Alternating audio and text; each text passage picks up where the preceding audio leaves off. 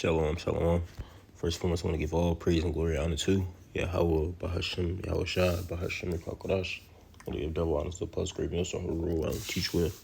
I want to give a mighty shalom now that I can my quest and reading this faith and truth, pushing the wheel, staying true. This is the brother Slakia. Not feeling too well. This is brother Iowa off Nigeria, Branch Great Millstone, Lord willing. Coming to you back at it again with another edifying video, right? So I was woken up out of my sleep due to the fact I had a Jacob's Trouble dream, right? And it was me and one of my brothers. And we were at I don't know why we were at this big, it was just pretty much like this gathering.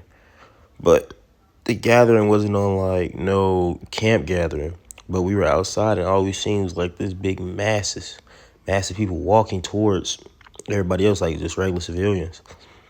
And something in our spirit was run, because it was like a civil war, a giant civil war going off. So as everybody started killing each other, me and my brother got in our vehicle, and we had pretty much got away. And so when we had got away, these two dudes had pretty much found us. And as we were running, they were trying to shoot us, but it was weird. It's hard to describe, but it's the Lord put in our sight, because the brother said in the dream with me, he was like, I can see where they're shooting. He says, every time they aim at us, I can see exactly where the bullet is going. And so as soon as they would shoot, we would duck, we would dodge. So pretty much that made me want to do a quick little video, a few scriptures over Jacob's trouble, man. Jeremiah 30:7, it says, alas, for that great day, so that none is like it, it is even the time of Jacob's trouble, but he shall be saved out of it. Who is that he? He shall be saved is the one that endured unto the end, right? Right? That servant, that good servant that was doing the will of the Lord, the one that had gave up his life on this side, right? That's why in that Matthew 24, it says he shall come back. It says, my good servant, man, right? And he shall appoint him over many cities. All right, so you're going to get saved out of that thing because you did what the Lord had asked you to do.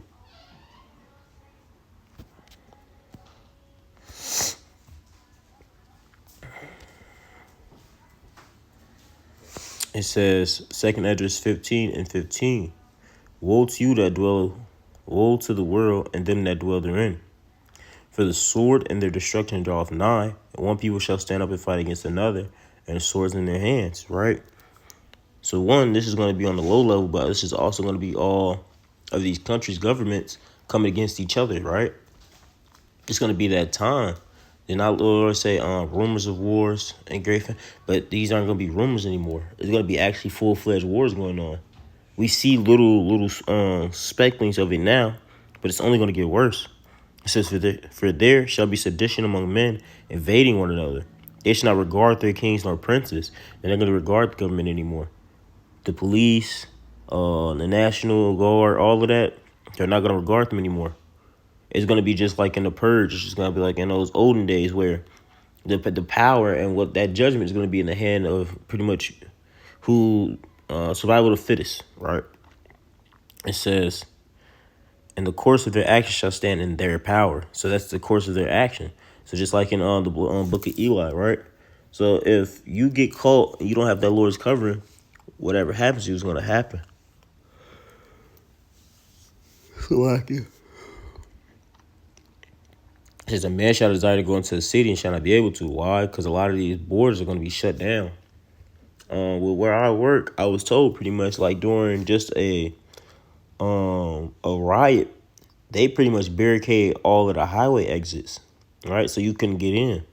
So what's going to happen when things are full-fledged? You're really not going to be able to get into these other cities. So wherever you're at is maybe where you're going to be stuck at.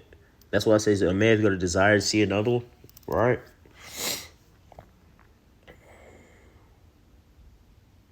It says, for because of their pride, the cities shall be troubled, the houses shall be destroyed, and men shall be afraid. A man shall have no pity upon his neighbor, but shall destroy their houses with the sword, spoil their goods because of the lack of bread and for great tribulation. So it's going to be a famine out here, man. And with that being a famine, people are going to start thinking like beastmen. They're going to start taking upon themselves in order to feed their families. So if they know their neighbor has goods and they need those goods, they're going to be coming for you. They're going to be trying to break into your home. kill you, and take your stuff, man. That's just like in Leave the World Behind, when he had went to his neighbor to speak to him. He said, back up with a shotgun. He said, do you not know the times that we're in? Pretty much like, hey, bro, what we was before this happened, that's no more. I can't trust nobody. Only people I'm here for is me and mine. All right? It says, matter of fact, I'm going to go to my next one. I thought it was 16 and 16. Isn't it? 19. Oh, yeah, they were the guy yesterday. Matter of fact, we can start up. We'll start at 17. It says, woe is me, who will deliver me in those days? The beginning of sorrow, great mournings, the beginning of famine and great death, the beginning of wars, the power shall stand in fear, the beginning of evil, what shall I do when these evils shall come? Behold, famine and plague, tribulation and anguish are sent as scourges for the amendment. Right? This is going to be your way to pay it back. You're going to have to pay it back in blood. It says, in 2 Esdras 9, they shouldn't know it by death. They shouldn't know it through death by pain, roughly paraphrasing. So that's going to be your way of getting to the kingdom. You're going to have to be reborn again. Right? It says, behold, famine and plague, tribulation and anguish are sent as scourges for the amendment. But for all these things, they shall not turn from their wickedness, nor be also mindful of the scourges. Behold, victual shall be good cheap, just like it is now. Gas prices are low. Because we have to bring it to the point, gas prices was going up, but they start settling back down. So people are thinking that they're in a good case. It says, they shall think themselves to be in a good case. Even then shall evil grow upon earth, sword, famine, and great confusion. So even during this little peace and safety time, really behind the scenes, things are ramping up. That's why it's going to come like a thief at night, because you're not going to be on your watch. Because you feel like you're at peace, you're in your comfort.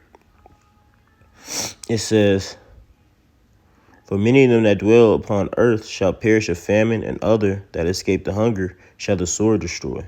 Right? So if you escape one way of going down, you're not going to be able to escape that next, man. Whatever's meant for you to go out that way is how you're going to go.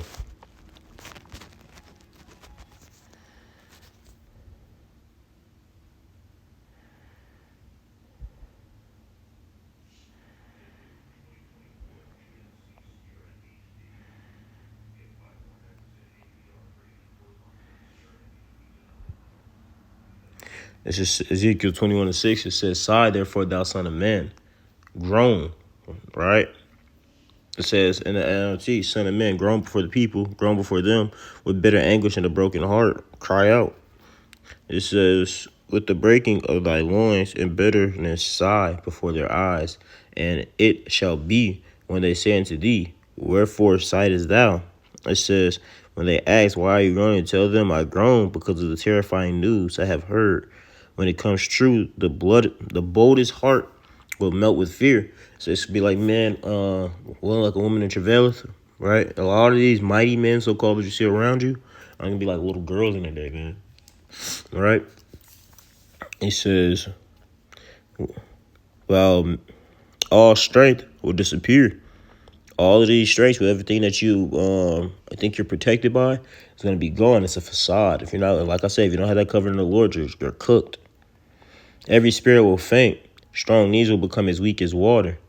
All right, that's natural fear. When your body's naturally like shaking, that's natural fear. You can't do anything about that. You could try to stop it, but your body has a certain reaction to it. It's a certain thing that you just can't control. And the sovereign Lord, it is coming and it's on its way. Right? The sovereign Lord says it is coming. It is on its way. Right? Then the Lord said to me, son of man, give the people the message from the Lord. Right? We're just gonna keep going. I'm gonna go back to the NLT. It says, son of man, prophesy. Verses 9. This is verse 9. Son of man, prophesy and say, thus says the Lord. Say a sword is sharpened, also furbished, right? A sword is being polished, man. That's that sickle. All right? It is sharpened to make sword slaughter. It is furbished that it may glitter. So this is what the Lord is telling you what's to come. But yet you keep believing when these people say that rainbows and joy is coming, a rapture is coming, Right? The day of the Lord, he's come back to save, but you have to realize that what is saving? You mean when you get saved, you're getting saved from something, right? Meaning that something's going to be having to go on in order to be saved from. So how is everybody going to get saved? That means there will be nothing going on. It says, should we then make mirth? What, should we be partying? Should we be laughing, having fun? No. You hearing those things, like if you hear a horror story, you laughing? No, you getting scared. It's contempting the rod of my son as every tree. And he have given it to be furbished that it may be handled. This sword is sharpened, and it is furbished and given to the hand of the slayer, the executor. Right? Cry and howl, son of man, for it shall be upon my people, it shall be upon all the princes of Israel. Terrors by reason of the sword shall be upon all my people. Smite therefore upon thy thigh. All right, all these terrors, this sword is getting sharpened to slay his people and everybody else. All right, but we all know judgment will start at the house of Israel. All right, it says, because it is a trial. And what if the sword contemn even the rod? It shall be no more, says the Lord. It says, thou therefore, son of man, prophesy and smite thine hand together, and let the sword be doubled the third time, the sword of the slain. It is a sword of the great men that are slain, which entereth into their privy chambers. All right. And then he says, son of man, prophesy to them and clap your hands. Then take the sword and brandish it twice, even 3 times, to symbolize the great massacre. The great massacre faces them on every side.